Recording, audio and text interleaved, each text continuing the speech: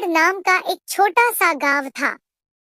इस गांव में एक किसान अपनी पत्नी और 2 बेटों के साथ रहता था।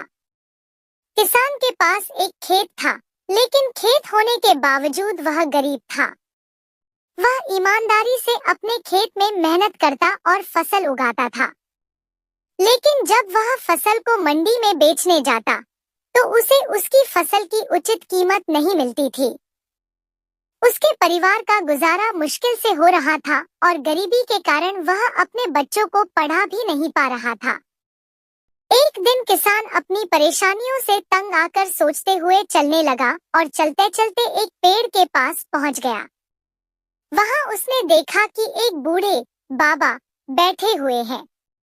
किसान उनके पास जाकर बैठ गया और बाबा ने किसान से पूछा, क्या हुआ बेटा, तुम इतने परेशान क्यों हो? बहुत दुखी लग रहे हो। किसान बोला, बाबा, मैं अपने खेत में फसल उगाता हूँ, फसल बेचने भी जाता हूँ, लेकिन मंडी से उचित दाम नहीं मिलता।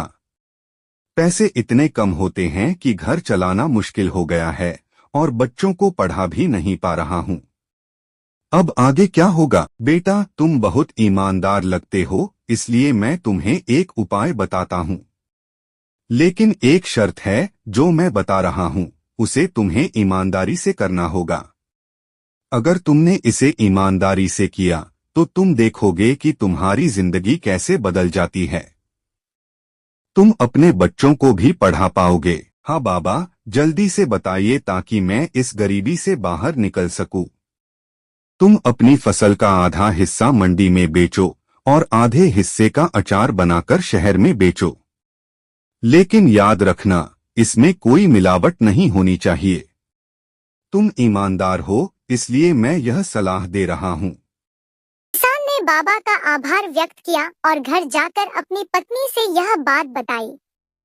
उसने कहा, आज से हम अपनी आधी फसल से अचार बनाएंगे और मैं उसे शहर में बेचने जाऊंगा। इस तरह किसान और उसकी पत्नी घर में अचार बनाकर शहर में बेचने लगे। कुछ ही दिनों में उनके अचार की मांग बढ़ने लगी क्योंकि उसका स्वाद बहुत अच्छा था। किसान की मेहनत रंग लाई और उसने अचार का काम बढ़ा दिया। उसने कुछ लोगों को भी काम पर रख लिया। कुछ ही समय में किसान अमीर बन गया और उसने अपने बच्चों को शहर के स्कूल में दाखिला दिलाया। बच्चे पढ़ने लगे और किसान का घर खुशियों से भर गया। एक दिन वही बूढ़े बाबा फिर से मिले। किसान ने उनके पैर छूकर कहा, बाबा, आपने तो मेरी जिंदगी ही बदल दी। आज मैं गरीब नहीं रहा, मेरे पास पैसे हैं और मैंने कई लोगों को काम पर भी रखा है। मैं जितनी मदद कर सकता हूँ उतनी गरीबों की भी करता हूँ। बाबा यह सुनकर बहुत खुश हुए और किसान को आशीर्वाद दिया।